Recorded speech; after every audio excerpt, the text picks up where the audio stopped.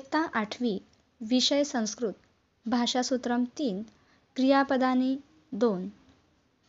नमो नमः. विद्यार्थी मित्रांनो, मागील भागात भाषासूत्रम 1 क्रियापदानी 1 मध्ये लट लकारः म्हणजेच वर्तमान कालः, परस्मैपदी प्रत्यय आणि त्यांची रूपे शिकलो. या भागात भाषासूत्रम 3 मधील क्रियापदानी 2 मध्ये लट लकारः, वर्तमान कालः, आत्मनेपदी प्रत्यय व त्यांची रूपे शिकणार आहोत. त्यापूर्वी आपण परस्मैपदी प्रत्यय, आत्मनेपदी प्रत्यय म्हणजे काय हे पाहूया. क्रियापदाच्या मूळ धातूला गणविकरण लावून धात्वंग तयार होते, म्हणजेच धातूचे अंग तयार होते आणि या धात्वकांना कालार्थ प्रत्यय लावले म्हणजेच कालार्थवाचक क्रियापदे बनतात. आता कालार्थ प्रत्यय म्हणजे काय? तर कालार्थ प्रत्यय हे 2 प्रकारचे आहेत. 1 परस्मैपदी व 2 आत्मनेपदी. परस्मैपदी धातूंना परस्मैपदी प्रत्यय लागतात. परस्मै व आत्मनेपदी धातूंना आत्मनेपदी प्रत्यय लागतात. आता परस्मैपद या शब्दाचा अर्थ आपण समजून घेऊया. परस्मै या शब्दात मूळ शब्द आहे पर. पर म्हणजे दुसरा किंवा अन्य. त्यानुसार परस्मैपदी शब्द म्हणजेच ज्या क्रियेचा प्रभाव अन्य घटकांवर होतो त्याला परस्मैपदी असे म्हणतात. उदाहरणार्थ, रामः पठति या वाक्यात राम वाचतो, तर वाचण्याची क्रिया आहे ती राम या कर्त्यावर होते. तसेच पुस्तक, वर्तमानपत्र इत्यादीवर पठति या क्रियेचा प्रभाव पडतो. म्हणून हा परस्मैपदी शब्द आहे. तर पठतीप्रमाणेच इतर सुद्धा शब्द संस्कृतमध्ये आहेत, म्हणून त्या शब्दांचा समावेश परस्मैपदी क्रियापदांमध्ये केलेला दिसतो. आता आत्मनेपदी या शब्दाचा अर्थ पाहूया. आत्मने या शब्दामध्ये आत्म म्हणजे स्वतः, आत्मा. तर ज्या क्रियेचा प्रभाव स्वतःवर होतो, प्रत्यक्ष कर्त्यावर होतो, त्याला आत्मनेपदी क्रियापद असे म्हणतात. उदाहरणार्थ, वृक्षम वर्धते याचा प्रभाव सरळ वृक्षावर होतो, म्हणजेच कर्ता आहे वृक्ष आणि वर्धते क्रियापद आहे, तर वृक्ष वाढतो. यामध्ये दुसऱ्या कोणावर प्रभाव होताना दिसत नाही, म्हणून हे आत्मनेपदी क्रियापद आहेत. अशाच प्रकारे आत्मनेपदी क्रियापदांचा समावेश असणारे अनेक धातू यामध्ये आहेत. काही क्रियापदे ही उभयपदी आहेत. उभयपदी याचा अर्थ उभय म्हणजे दोन्ही. जी क्रियापदे परस्मैपदातही चालतात आणि आत्मनेपदातही चालतात त्यांना उभयपदी क्रियापदे असे म्हटलेले आहे. अशा प्रकारे आता आपण आत्मनेपदी प्रत्यय कोणते ते पाहूया. यामध्ये एकवचन, द्विवचन, बहुवचन असे 3 वचन आहेत. तर प्रथम पुरुष, मध्यम पुरुष आणि उत्तम पुरुष असे 3 पुरुष आहेत. प्रथम पुरुष प्रत्यय ते, इते, अन्ते. मध्यम पुरुष से, इथे, द्वे. उत्तम पुरुष इ, वहे, महे. क्रियापद सूत्रम मूलधातुः अधिक गणविकरणम बरोबर धात्वंगम अधिक प्रत्ययः बरोबर क्रियापदम. मागील भागात शिकल्याप्रमाणे मूलधातू आणि गणविकरण बरोबर धात्वंग तयार झाल्यानंतर आपण जर परस्मैपदी प्रत्यय लावले तर ते परस्मैपदी क्रियापद तयार होते आणि आता जर आपण आत्मनेपदी प्रत्यय लावले तर आत्मनेपदी क्रियापद तयार होते. मागे शिकल्याप्रमाणे गण हे तुम्हाला कळलेच असतील. 1 ते 10 असे गण आहेत आणि प्रत्येकाची गण ओळखण्याची खूण आहे ती म्हणजेच विकरण. तर रिव्हिजन म्हणून थोडे बघूया. प्रथम गण विकरण अ, चतुर्थ गण विकरण य, षष्ठ गण विकरण अ, दशम गण विकरण अय आणि त्यानुसार आपल्याला त्या गणाचे क्रियापद तयार करायचे आहेत.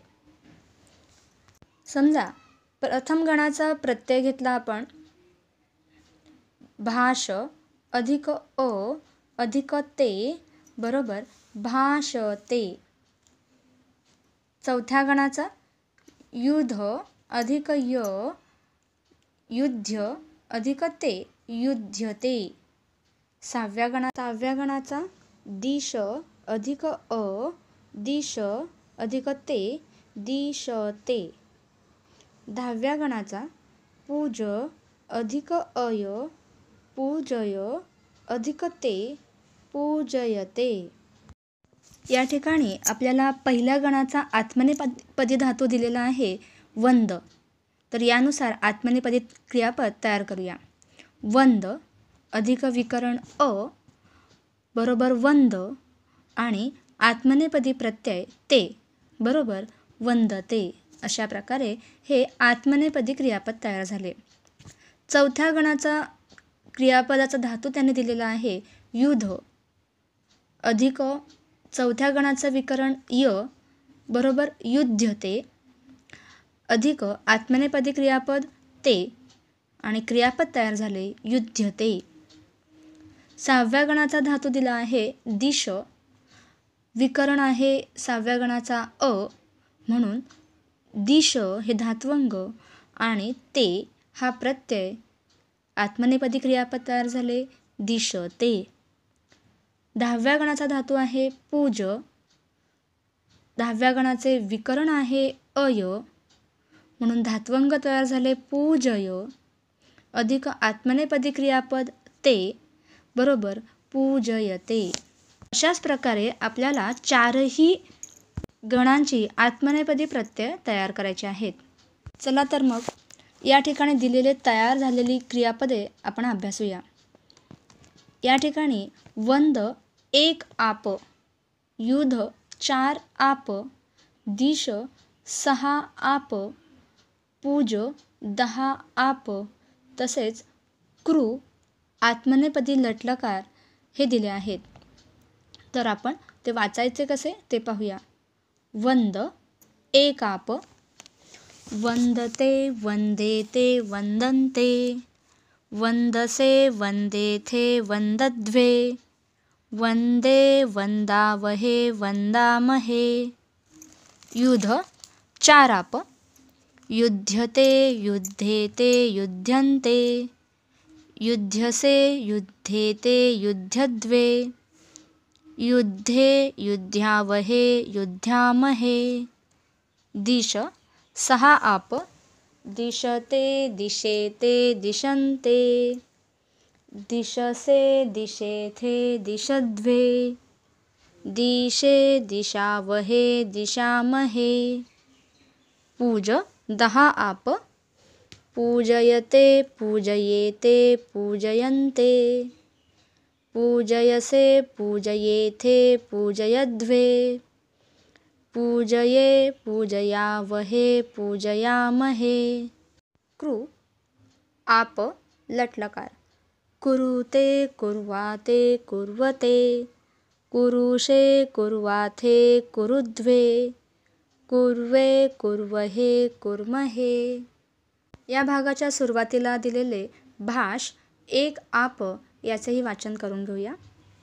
भाषते भाषेते भाषन्ते भाषसे भाषेथे भाषद्वे भाषे भाषावहे भाषामहे. आत्तापर्यंत आपण केवळ मूळ धातूंचाच विचार केला आहे. त्यांच्यामागे उपसर्ग लागून आणखी अनेक धातू तयार होतात. उपसर्ग म्हणजेच प्रिफिक्स.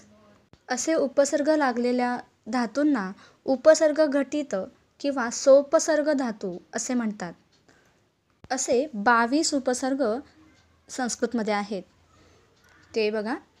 प्र परा अप सम अनु अव निस निर दुस दुर वि आ नि अधि अति अपि सु अभि प्रति परि उप उद असे 22 उपसर्ग या ठिकाणी दिलेले आहेत. या उपसर्गांचा उपयोग काय तर उपसर्गामुळे धातूच्या मूळ अर्थात कधीकधी बदल होतो तर कधीकधी धातूचा मूळ अर्थ खुलून दिसतो. कित्येक वेळा उपसर्गामुळे अकर्मक धातू सकर्मक होतो तर कधीकधी धातूचा पदन्यास बदलतो.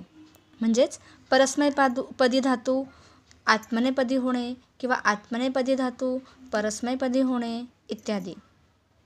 त्याचप्रमाणे एखाद्या धातूस एकाच वेळी कधीकधी अनेक उपसर्ग लागल्याचेही दिसून येते. उपसर्ग 22 आहेत, त्यातील प्र आधी आहे म्हणून त्यास प्रादी असेही म्हणतात. आता दिलेले चित्राचे निरीक्षण करा. पहिले चित्र आहे की चौरः अजाम हरती, म्हणजे चोर बकरीला पळवून नेत आहे. दुसरे चित्र आहे बालकः उद्याने विहरती, म्हणजेच मूल उद्यानात विहार करत आहे, खेळत आहे. आणि तिसरे चित्र आहे वीरः शत्रुं प्रहरती, म्हणजेच वीर शत्रूला मारत आहे किंवा प्रहार करत आहे. या तीनही शब्दांमधील क्रियापदांमधील धातू जर आपण बघितला तर आहे हर.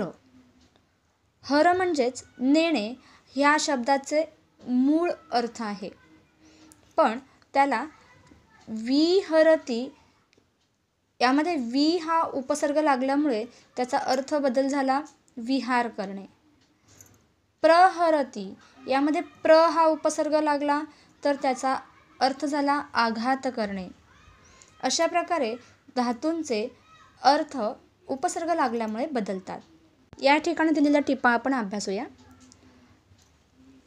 उपसर्ग कारणात कदाचित धातोः अर्थः परिवर्तते, म्हणजेच उपसर्गामुळे कधीकधी धातूचा अर्थ बदलतो. जसे यथा गच्छती, उपसर्ग आ लागल्यामुळे आगच्छती, गच्छतीचा अर्थ आहे जातो आणि आगच्छतीचा अर्थ आहे येतो.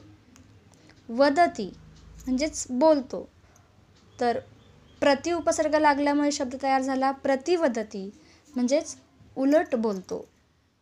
दुसरी टीप आहे उपसर्गाः कदाचित धातोः अर्थं पोषयन्ति, म्हणजेच धातूचा अर्थ खुलवून सांगितला जातो. जसा शोभते म्हणजे शोभून दिसतो, तर सुशोभते म्हणजेच चांगल्या पद्धतीने शोभून दिसतो, अधिक चांगल्या प्रकारे शोभून दिसतो.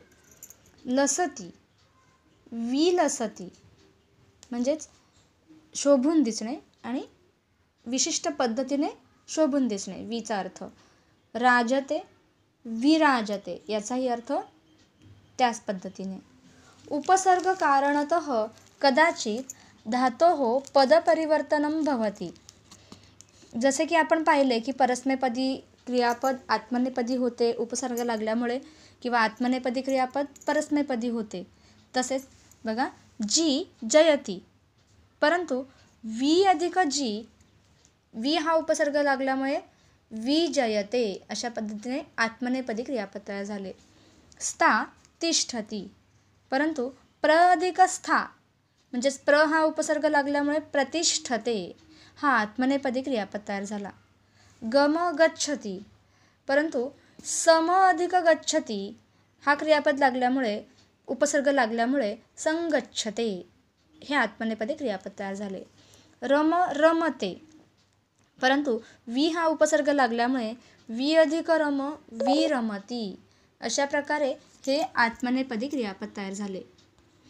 अशा प्रकारे तुम्हाला उपसर्ग आणि त्यांची माहिती, त्याचा उपयोग हे कळले असेल अशी आशा करते. धन्यवाद.